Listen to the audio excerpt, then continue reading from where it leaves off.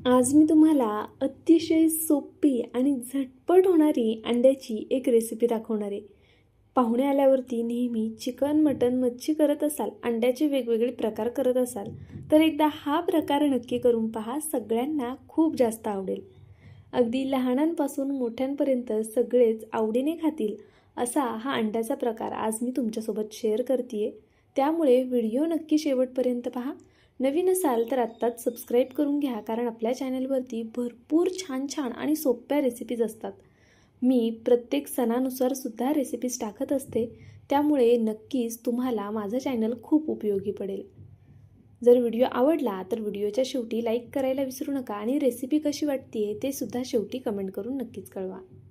इथे पहा, मी 2 कांदे घेतलेले आहेत मीडियम साईजचे.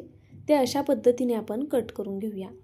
आधी कांद्याची मी साल काढून घेतली आहे व्यवस्थित आणि त्यानंतरनं या पद्धतीने मी हे कांदे कट करून घेते आहे. आता तुम्ही किती जणांसाठी ही रेसिपी करताय त्यानुसार तुम्ही इथे कांद्याचं प्रमाण घेऊ शकता. मी इथे 3 जणांसाठी ही रेसिपी करते आहे, तर त्यानुसारच मी वाटण काढून घेते आहे. मी आत्ताच सांगते, आपण एक प्रकारची भाजीच करतोय अंड्याची, पण ही भाजी जर तुम्ही एकदा केली ना तर खात्रीने सांगते परत परत याच पद्धतीने कराल. शनिवार, रविवार किंवा मग बुधवारची वाट नाही पाहणार. नक्कीच तुम्ही ज्या ज्या वाराला नॉनव्हेज खात असाल ना तेव्हा तेव्हा नक्कीच तुम्ही ही रेसिपी कराल. तर पहा, इथे आपण कांदे अशा पद्धतीने कट करून घेतलेले आहेत. सोबत 2 गड्ड्या लसूण आणि थोडासा खोबऱ्याचा तुकडा. आता आपल्याला हे सर्व गॅसवरती भाजून घ्यायचे. जर तुम्ही गावाकडे राहत असाल तर छान चुलीवरती भाजा. त्याचा जो सुगंध असतो ना चुलीमध्ये भाजलेला, तो काहीतरी वेगळाच असतो. त्यामुळे जर तुम्हाला शक्य झालं तर नक्कीच चुलीमध्ये भाजा किंवा मग अशा पद्धतीने गॅसवरती भाजून घ्या. जर तुम्हाला गॅसवरती भाजायचं नसेल, कारण बऱ्याचदा म्हणतात की असं गॅसवरती डायरेक्ट भाजून कोणताही पदार्थ खाऊ नये. जर तुम्हाला असं गॅसवरती भाजायचं नसेल तर तुम्ही याचे काप करून कढईमध्ये थोडं तेल टाकून आपण नेहमीचं वाटण जसं काढतो ना त्या पद्धतीने वाटण काढून पुढची कृती सगळी सेम करू शकता. आता इथे मी खोबरं भाजून घेतलेलं आहे. सोबतच लसूणसुद्धा पहा अशा पद्धतीने भाजून घेते आहे. त्यानंतरनं आपल्याला यामध्ये 2 हिरव्या मिरच्यासुद्धा भाजून घ्यायच्या आहेत. हिरव्या मिरच्या घालायला विसरायचं नाही आहे. तर पहा, इथे मी कांदा असा थोडा सेट करून ठेवते आता व्यवस्थित आणि त्यानंतरनं यामध्ये 2 हिरव्या मिरच्या ठेवते. मिरची भाजायला जास्त वेळ लागत नाही, अगदी पटकन मिरची भाजून तयार होते. तर पहा, इथे मी या पद्धतीने मिरचीसुद्धा छान डाग पडेपर्यंत भाजून घेणार आहे. अगदी अशी असं भाजून घेतल्यामुळे ना वाटणाची चव खूप वेगळी येते आणि भाजी खायला खूप छान लागते. आता तुम्हाला वाटेल यामध्ये फक्त हे वेगळेपण आहे की आपण असं भाजून घेते, तर तसं अजिबात नाही आहे. पुढे अजून खूप वेगळ्या गोष्टी आहेत, त्यामुळे नक्की व्हिडिओ शेवटपर्यंत पाहत राहा. तर पहा, इथे मी 2ही मिरच्या अशा पद्धतीने भाजून घेतलेल्या आहेत. मस्त असा डाग पडेपर्यंत ह्या मिरच्या आपण भाजून घेतल्या. आता ह्या जरा वेळ आपण साईडला ठेवून देऊया, तोपर्यंत कांदे भाजून घेऊया. तर पहा, आपला कांदासुद्धा असा मस्त मोकळा झाल्यामुळे ना छान असा भाजता येतोय. असा मस्त आपल्याला कांदा भाजून घ्यायचा आहे. जर लहान लहान कांदे असतील ना तर तुम्ही ते सुद्धा इथे घेऊ शकता. ते अजून जास्त छान भाजले जातात आणि भाजी खायला अजून छान लागते. तर पहा, इथे मी मोठ्या गॅसवरच अशा पद्धतीने हे छान भाजून घेते आहे. तुमच्याकडे जर अशी जाळी नसेल तर आपण बऱ्याचदा पहा कोणताही पदार्थ तळण्यासाठी, दिवाळीचा फराळ तळण्यासाठी जो झाऱ्या वापरतो ना खोलगटा, त्या झाऱ्यामध्ये सुद्धा तुम्ही अशा पद्धतीने सगळे एक एक करून ठेवून हे भाजून घेऊ शकता. आता आपले सर्व जिन्नस छान असे भाजून तयार झालेले आहेत. तर पहा, कांदा थोडासा मोकळा करून घेऊया, म्हणजे तो लवकर थंड होईल. आपल्याला लगेचच वाटण वाटून घ्यायचे. आता वाटण वाटताना सुद्धा यामध्ये काही गोष्टी ॲड करणार आहोत, त्यामुळे व्हिडिओ शेवटपर्यंत पाहत राहा. सगळ्यात आधी आपण खोबरं कट करून घेऊया. आता बऱ्याचदा पहा, वाटण वाटताना बहुतेक जणांचं वाटण बारीक होत नाही.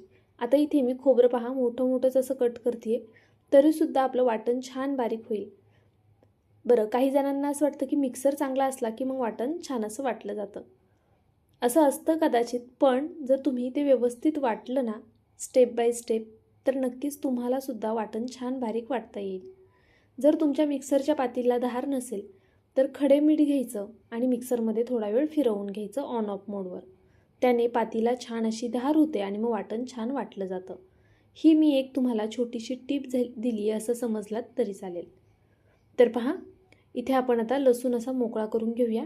खोबरं मी थोडं जाडसर असं कट करून घेतले. जसं जितकं बारीक कट करता येईल तितकं बारीक कट करून घ्या. त्यानंतरनं लसणाच्या 2 गड्ड्या त्यासुद्धा आपण इथे ह्या मोकळ्या करून घेऊया. तुम्हाला हवं तर तुम्ही लसूण सोलून घेऊ शकता. मी इथे सालीसहितच वापरणार आहे.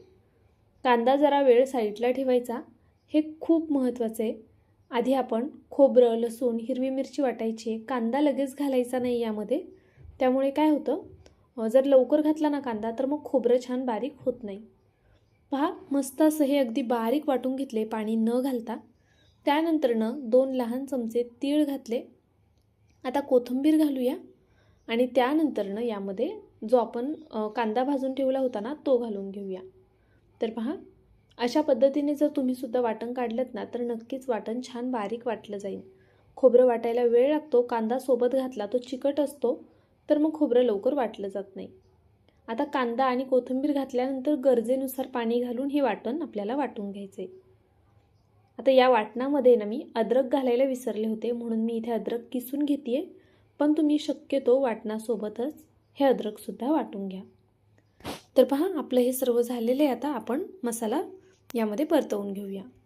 कढईमध्ये गरजेनुसार तेल गरम करून घेतलेले. आता बेसिक खडे मसाले सोबत मटण मसाला, कांदा लसूण मसाला, बेडगी मिरची पावडर आणि थोडीशी हळद, अगदी बेसिक मसाले घातलेत. जास्तीचं काहीही घालायची गरज नाही आहे.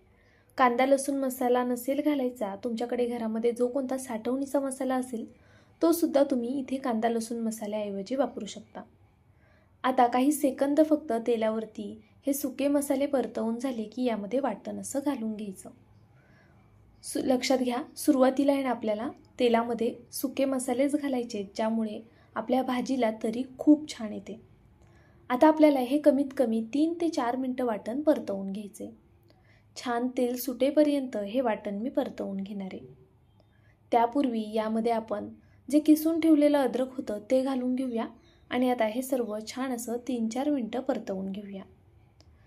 तर पहा, इथे मी टोमॅटोचा वापर केला नाही आहे, पण तुम्हाला हवं असल्यास तुम्ही अर्धा टोमॅटो घालू शकता किंवा मग असं वाटण छान परतवून झाल्यानंतरनं यामध्ये 2-3 चमचे दही घालून मोठ्या गॅसवरती पुन्हा परतवून घेऊ शकता. यामध्ये मी दह्याचा किंवा आता टोमॅटोचा वापर केलेला नाही आहे. पहा, छान असं वाटणाला तेल सुटलं ना की त्यानंतरनंच यामध्ये पाणी ॲड करायचं. पाणी घालताना आवर्जून गरम पाण्याचाच वापर करायचा. थंड पाणी घालू नका, नाहीतर मग भाजीला अजिबात तरी येणार नाही. तर पहा, इथे गरजेनुसार मी पाणी घालून घेतलं. आता आपण चवीनुसार मीठ घालून घेऊया आणि आता हा रस्सा छान असा होऊन द्यायचा आहे. याला छान उकळी आणायची आहे, तोपर्यंत आपण पुढची प्रोसेस करून घेणार आहोत. पहा, मी इथे हा रस्सा थोडा पातळ ठेवलेला आहे. खूप जास्त घट्ट करू नका. भाकरीसोबत वगैरे जरा पातळ भाजी असेल तर खायला छान लागते आणि अंडी घातल्यानंतरनं ही थोडी आटणारसुद्धा आहे. आपण फोडून अंड्याचं कालवण करत नाही आहोत बरं का, आणि ही अंडी उकडलेली सुद्धा नाही आहेत. तर मग ह्या अंड्यांचं नेमकं काय करायचं, ना फोडून ना उकडून? तर चला मी आता दाखवते तुम्हाला. तर पहा, इथे मी तडका पॅन ठेवलेला आहे गॅसवरती. त्यामध्ये 1 चमचा तेल घालून घ्यायचं. मी यापूर्वीसुद्धा ही रेसिपी आपल्या चॅनलवरती अपलोड केली होती. कदाचित त्याला आता बरेच महिने झाले असतील. तर म्हटलं चला आज मी करतच होते, तर म्हटलं ही रेसिपी आज तुमच्यासोबतसुद्धा शेअर करावी. कारण बहुतेक वेळा काय होतं, आपण नवीन नवीन काहीतरी ट्राय करत असतो आणि मग आधीच्या ज्या जुन्या रेसिपी असतात त्या आपण विसरून जातो. तर पहा, इथे मी तडका पॅनमध्ये अशा पद्धतीने अंडं फोडून घेतलं. आता यामध्ये चवीनुसार मीठ घालून घ्यायचं आणि त्यानंतरनं अगदी थोडासा मटण मसाला घालते मी. तुम्हाला आवडेल तो मसाला यावरती भुरभुरू शकता. मी इथे फक्त मटण मसाल्याचा वापर केलेला आहे. तर पहा, आपल्याला अगदी बारीक गॅसवर हे होऊन द्यायचे. झाकण वगैरे नाही ठेवलंत ना तरी चालणार आहे. आणि पहा, इथे मी पातळ असा चमचा घेतला आहे. म्हणजे आपल्याकडे पहा घरामध्ये 2 प्रकारचे चमचे असतात. एकतर जाडही असतात, पातळही असतात. तर असा जो पातळ असेल ना थोडा, तो चमचा घ्यायचा. म्हणजे मग हे पलटी करायला सोपं जातं, अंडं तुटत वगैरे नाही आणि अगदी सहज पलटी होते. प्रत्येक अंडं अगदी सहज आपल्याला हे पलटी करता येते. अजिबात चिटकणार नाही आणि तुटणारसुद्धा नाही. तर पहा, इथे आपलं 1 अंडं हे तयार झालेलं आहे. बरं, अंड्याचं बिल जे आहे ना आतमधलं ते नॉर्मल असं कच्चं राहतं बरं का, पण ते पुढे भाजीमध्ये शिजलं जाणार आहे. जर तुम्ही आतलं बीलसुद्धा प्रॉपर जर शिजवत बसलात ना, तर वरचे जर लेयर आहे ना अंड्याचा, तो असा करपट होऊ शकतो किंवा अंडं जळू वगैरे शकतं. त्यामुळे असं छान गोल्डन सोनेरी रंगावरती फक्त अंडं तळून घ्या. पुन्हा आपण अर्धा चमचा तेल घालूया आणि दुसरं अंडं यामध्ये फोडून घेऊया. तर पहा, अगदी झटपट होतात आणि यांना पटापट असे 1 मिनटंही लागत नाही पूर्ण हे अंडं तळून व्हायला. अगदी पटकनी असे हे अंडी तळून तयार होतात. आता इथे मी पुन्हा थोडंसं चवीनुसार मीठ घालते आणि मटण मसाला घालते. तर पहा, एक एक करून मी सगळी अंडी अशाच पद्धतीने तळून घेणार आहे. तर इथे आपलं हे दुसरं अंडंसुद्धा तळून तयार झालेलं आहे, तिसरं अंडंसुद्धा तळून तयार झालं आहे आणि तसंच त्या पद्धतीने ही पुढची जी 2 अंडी आहेत तीसुद्धा तळून झालेली आहेत. आता ही भाजी मी 2 ते 3 जणांसाठी करते आहे. तुम्हाला किती जणांसाठी करायची आहे त्यानुसार तुम्ही इथे अंड्यांचं प्रमाण ठरवू शकता. आपण नेहमी उकडून किंवा फोडून अंड्याची भाजी करतोच, या पद्धतीने करा, तुम्हाला नक्कीच आवडेल. पहा, सगळे अंडी तळून होईपर्यंत आपल्या भाजीलासुद्धा छान अशी तरी आलेली आहे आणि छान अशी उकळीसुद्धा फुटलेली आहे. तर आपण ही अंडी यामध्ये सोडून घेऊया. जर तुम्हाला हा रस्सा किंवा कालवण थोडं घट्ट वाटत असेल तर आत्ताच तुम्ही यामध्ये गरम पाणी घाला आणि त्यानंतर अंडी सोडा. तर पहा, अंडी घातल्यानंतरसुद्धा हा रस्सा थोडासा आटला जातो, तर तो अंदाज घ्यायचा आहे आणि त्यानंतरच तुम्हाला यामध्ये पाणी ॲड करायचं आहे. तर पहा, आता आपला रस्सा परफेक्ट आहे, छान असा पातळ आहे, त्यामुळे मी यामध्ये आता पाण्याचा वापर करत नाही आहे.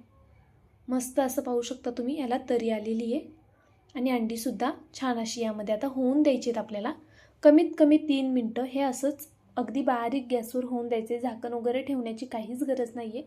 बारीक गॅसवर ह्याला छान असं होऊन द्या. पहा, अगदी मस्त अशी अंड्याची भाजी तयार झालेली आहे, चमचमीत आणि खायलासुद्धा खूप जास्त छान लागते. जर तुम्ही यापूर्वी ही अंड्याची भाजी केली नसेल ना, तर प्लीज एकदा नक्की करून पहा, तुम्हा सगळ्यांना खूप जास्त आवडणार आहे. तुम्ही व्हिडिओ इथपर्यंत पाहिलाच आहे. व्हिडिओ थोडा जरी आवडला असेल तर प्लीज व्हिडिओला एक लाईक करा. नवीन असाल तर प्लीज सबस्क्राईब करून घ्या आणि तुम्ही माझा हा व्हिडिओ कुठून पाहताय ते सुद्धा मला कमेंट बॉक्समध्ये नक्कीच कळवा. चला, माझा व्हिडिओ संपूर्ण पाहिलात त्याबद्दल खरंच पुन्हा एकदा मनापासून धन्यवाद. उद्या पुन्हा भेटूया अशाच एका छानशा रेसिपीसोबत. तोपर्यंत bye. Thank you so much for watching.